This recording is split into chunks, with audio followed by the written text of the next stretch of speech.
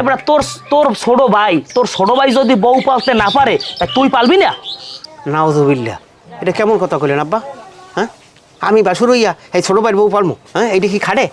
হ্যাঁ সামরাই, তোর হেরম বউ বলতে কইছি। তুই তো তোর ছোট ভাইয়ের বউ কি তোর বইনের নেন না? তা তোর বইনের তুই শাসন করবি না, ভুল হইলে ডাকলবি না? আমি এই কথা কইছি। এটা আব্বা আপনি কেমন কথা কইলেন? আমি যদি ওরে এখন ডাক লইতে যাই তাহলে কইবি না যে বাসুরে আমার দালায়? মধ্যে থেকে কিন্তু জলিরও আমার উপর একটা অসন্তুষ্ট হইবে যে দেখো বড় ভাই হইয়া আমার ছোট আমার বউ লাগে হে কেমন কথাবার্তা কয়। হ্যাঁ, একটা কাজ করেন আব্বা, আপনি তাহলে জানেন এই কথা বুঝেই কন, হের মাইয়া হে শাসন করুক। ওনার ডে কই হইবে কসু?